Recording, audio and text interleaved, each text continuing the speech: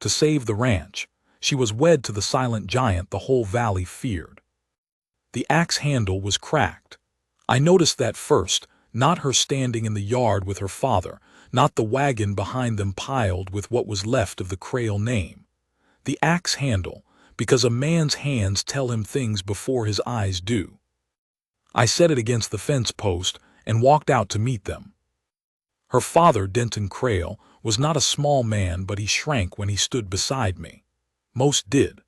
I had learned not to take pleasure in it, and mostly I didn't. He had his hat in both hands and his eyes on the ground between us, and he said what he had come to say in the way a man says a thing he has practiced all the way up a long road, fast and flat, so it can't be interrupted. His debts, his 2 mortgages on the south parcel, his note at the Meridian Bank, which would come due the 15th of October and which he would not meet. His daughter Ada, 26 years old, who had kept his books since she was 16 and who was, he said, and here his voice gave out once, the finest person he had ever known. He was asking me to marry her. Not asking me for her. That wasn't the thing.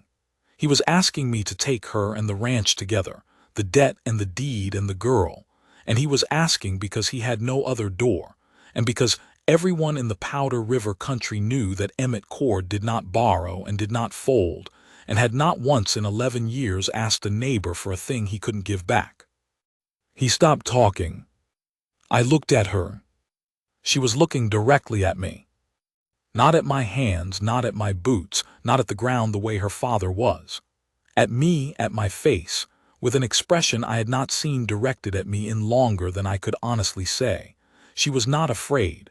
She was not pretending not to be afraid.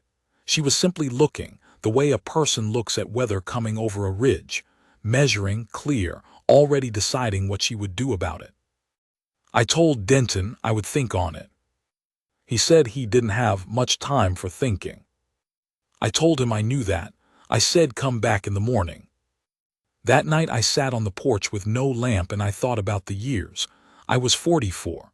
My wife, Clara, had been dead 8 years. She had been a slight woman, nervous with horses, who laughed easily and made good bread, and who had not deserved the fever that took her in October of the year we finally broke even. We had no children. I had the house she never quite finished fixing up and 4,000 acres, and a herd that was sound, and I had no use for any of it in the hours after dark. The valley did not know what to make of me. I understood that. I was 6'4" and 240 pounds, and I did not go to town more than I had to, and when I did not drink past 1, and I did not talk past what was necessary. The stories that got told about me I had stopped trying to correct.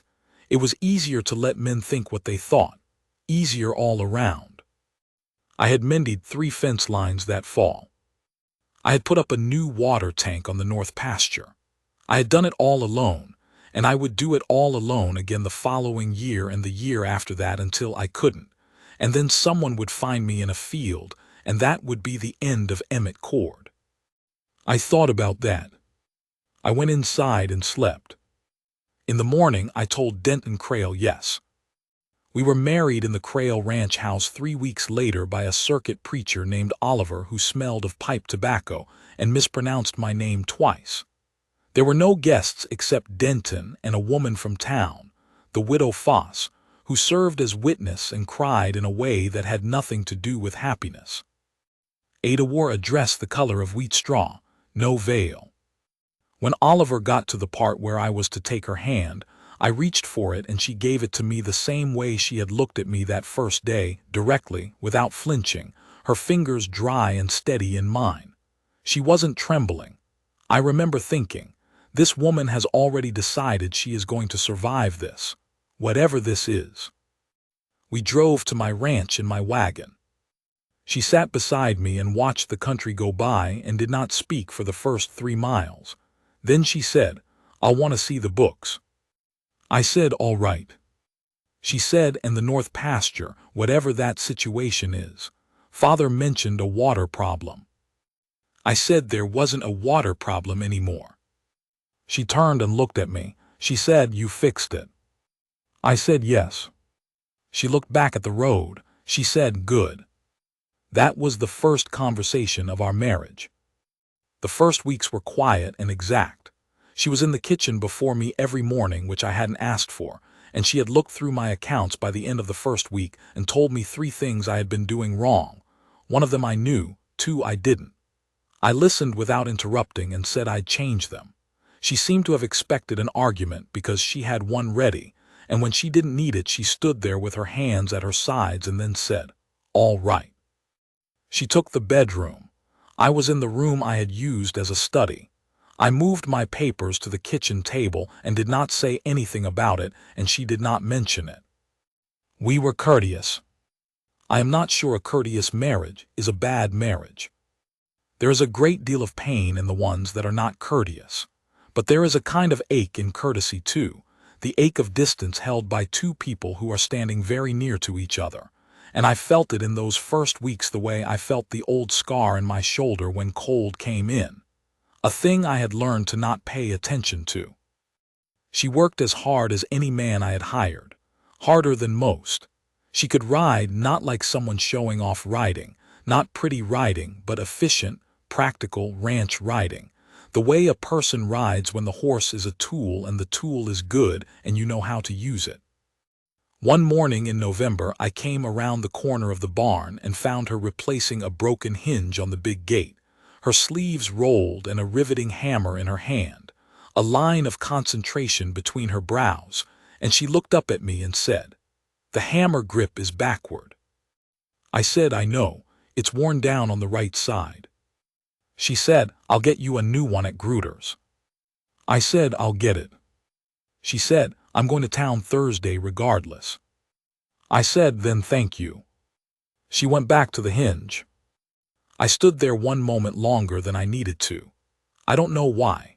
There was something in the way she worked, not showing me she could do it, not proving anything, just doing the job because the job needed doing, that I hadn't been around in a long time. It was December before Denton Crail tried to come back. I say tried because he turned his wagon around before he reached my gate. I didn't know this until Ada told me, 3 nights later at supper. She said, "Father came out last week." I said, "I know, I saw the wagon tracks." She looked at me. I said, "He didn't come in." She said, "No." I cut my meat. After a while she said, "He wants to know if the arrangement is tolerable." I said, "Is it?" She didn't answer right away. She set down her fork and looked at the table and then at me. She said, "You have not once made me feel like a solution to a problem." I said, "You're not." She said, "I was when we married." I said, "You were a solution to your father's problem. That's different." She looked at me a long moment. Something shifted in her face, slight and quiet, the way a thing that's been held tight for a while releases one small degree. She picked up her fork and went back to eating, and I did too, and the room was the same as before except it wasn't. The winter was hard and even. We lost 2 head to a fence failure in January when the cold cracked the posts, and Ada was in the field with me all that day in weather that kept most men inside. She didn't complain about the cold. She complained once briefly about the wire gauge I'd used on that section, said it was too light for the temperature range we ran, said she'd looked at prices and the heavier gauge was 20 cents more per 100 feet and worth it. She was right. I ordered the heavier gauge. At some point, I cannot tell you exactly when, the courtesy started to become something else. Not dramatic, nothing like that. A cup of coffee set by my papers without being asked. A note in her handwriting on the barn door. East side hay is low, checked Thursday. The way she stopped explaining herself when she made decisions about the house, because I had never asked her to explain, and she had started to understand that. The night the temperature dropped to 15 below, one of the horses, the blue roan mare, my best cutting horse, took sick. Colic, the kind that doesn't wait. I was in the barn with her for 4 hours before Ada came out in her coat and boots and sat in the straw across from me without asking whether she should. She didn't try to help. She just sat there. When the mare finally passed the obstruction and got to her feet, Ada said, There she is, and I looked at her, and her face in the lantern light was tired and cold and just present, just there, and I said, "You didn't have to stay." She said, "I know." I said, "Thank you for staying." She looked at me the way she had that first day in the yard, direct, measuring, clear, but something different in it now. She said, "I always intended to stay, Emmett. I just hadn't told you yet." The horse put her nose into the water bucket. The lantern swung once. I didn't say anything. I didn't have to. Tate Gruder came to me in February. Gruder ran the hardware and dry goods, and was the kind of man who believed knowing other people's business was a service he provided. He came out on a Tuesday, which he never did, which told me the trip was about something. We stood in the yard, and he told me there was talk. I waited. He said, "People are saying things about what the Crail girl is doing out here, about how the arrangement came about." He said it careful, the way men say careful things that they have been commissioned to say by other men who don't have the stomach to say them. I looked at him. I said, "Who is people?" He said a few names. Ranchers to the west, men with sons who might have wanted the Crail land or the Crail girl or both. I said, "What exactly are they saying?" He told me. I stood there a while. Then I said, "Mr. Gruder, Ada Cord is my wife. She holds the books for this ranch and makes decisions about this ranch, and she does it better than I did it alone. If a man in this valley wants to dispute that arrangement, the door to my ranch is not locked." He said, "I figured you'd say something like that. That's what I told them you'd say." I said, "Good." He said, "You know, Emmett, some of them are afraid of you, some of them genuinely." I said, "I know." He said, "Is that a problem for you?" I thought about it. I said, "Used to be. Now I think maybe it keeps the winter quieter." He left. I went back to work. 2 nights later, Ada asked me if everything was all right, said I'd been quiet even for me. I told her about Gruder's visit. I told her all of it. She sat across from me and listened, and then she said, "And what did you say?" I told her what I said. She looked at her hands. She said, "You didn't ask me whether I minded the talk." I said, "It's not your talk to manage, it's mine." She looked up at me. She said, "Emmett." I said, "What?" She said, "I want you to know I'm not here because my father ran out of road." I said, "Ada." She said, "I'm here because you are who you are, and I have known that since November, and I should have said it before now." The fire was burning down. I could hear the wind outside finding the gaps in the eaves. I looked at her, and the thing that had been quiet in the house for all these months wasn't quiet anymore. She got up and came around the table and stood in front of me, and I stood, and she put both hands flat on my chest, not reaching up, just her hands on my chest, feeling me breathe, and looked up at me with the same clear, straight look she had given me the very first day, except now I knew what was in it. She said, "Do you understand me?" I said, "Yes." She said, "Good." I put my arms around her. She didn't flinch. She put her head against my chest, and I felt her breathe. One long breath, the kind you let go when you've been holding something for a long time. We stood there in the kitchen with the fire going to coals and the wind outside, and neither of us said anything because there wasn't anything left to say. Spring came the way it always does in that country, not gently, but definitely. The mud first, then the grass, then the smell of the river in the air when the wind came north. The men who had been talking stopped talking. I don't know if it was anything I did or simply the fact that winter passes and people find other things to occupy them. The Granger brothers, who had been the loudest voices according to Gruder, came to me in April about running a fence line on the south boundary, a question that had been in dispute for 3 years. We settled it in 20 minutes. The older one, Jess, shook my hand and said he'd heard a lot about me over the years and most of it he now figured was wrong. I said that happened.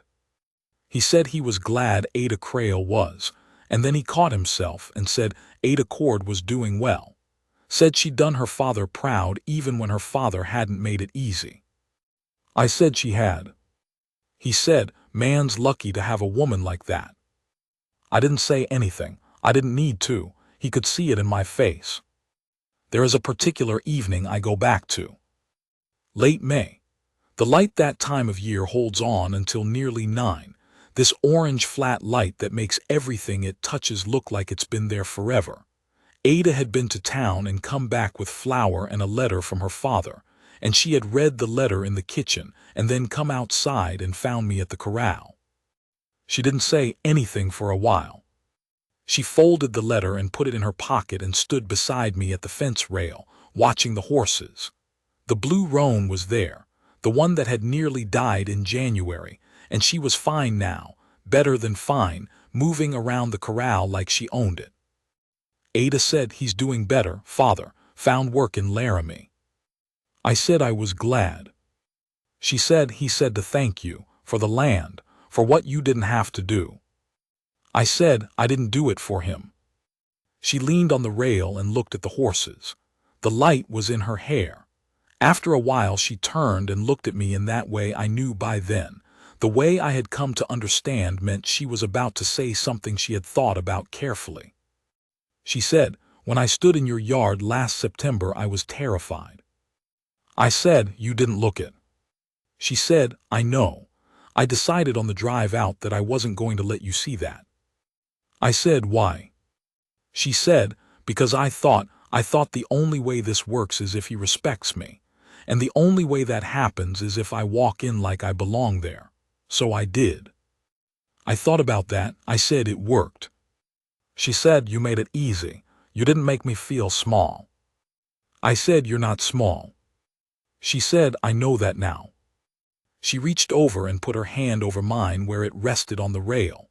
Not a big gesture, just her hand on mine, and I turned my hand over and held hers, and we stood there watching the horses in the last of the evening light. The whole valley quiet, the river somewhere north of us finding its way in the dark. I had been a man people walked past for a long time. A man who fixed his own fences and kept his own silence and was useful in the way that large, uncomplaining things are useful, without anyone thinking much about what it cost. I had come to believe that was simply the shape of my life, that it would stay that shape. It didn't. She chose me. Not because she had to, she had made that plain enough that night in the kitchen, but because she had looked at me in the yard that first day and made a decision, the way she made all her decisions, clear-eyed, straight on, without flinching. She had measured what I was and she had stayed. There is nothing I can tell you about what that does to a man. The roan moved to the far fence, and the last of the light went behind the ridge. Ada's hand was in mine. I held it. That was 9 years ago. The south pasture is fully ours now, the debt paid off in the 3rd year, ahead of the note. We run 1,200 head in a good year. Ada does the books still, she's faster at it than she was, which I wouldn't have thought possible, and she makes decisions about the North Range that I defer to because she has been right more than I have, and I am not too proud to know it. Denton Crail came to live with us 2 winters ago when his knees gave out. He helps with the lighter work and teaches Ada's sister's children to play cards badly. He is a smaller man than he was the day he stood in my yard with his hat in his hands, but a lighter one, I think. He calls me Emmett now instead of Mr. Cord. The valley knows us. Not me separate and fearsome and alone. Not Ada as the woman who married Emmett Cord because her father ran out of road us. The Cords of the Powder River. If men are careful around me, they are also respectful, and there is a difference that matters. There are mornings I stand at the kitchen window with my coffee and watch the light come over the ridge, the yellow fall light or the white winter light or the early thin light of March that isn't quite anything yet, and Ada comes and stands beside me. She doesn't say anything most mornings. She drinks her coffee and looks at what I'm looking at, and I feel the warmth of her there beside me, and I think about the cracked axe handle, about the day her father stood in my yard with his hat pressed flat between both hands. I think about what I nearly didn't say yes to. A man can carry a long time being unseen. He can carry it so long he stops knowing it's a weight, stops knowing there was something missing. You get used to the sound of a house with only one person in it. You stop expecting a door to open. Then a woman looks you straight in the eye in your own yard and decides, without drama or declaration, that you are worth the bet. And that is the thing you come back to. Every morning, every time the light changes, every time she puts her hand over yours on the fence rail as though that is simply where her hand belongs. You carry it differently. You carry it like a man who has been trusted with something good and knows it, and intends to deserve it for whatever years he has left. The ridge catches the sun. She's here,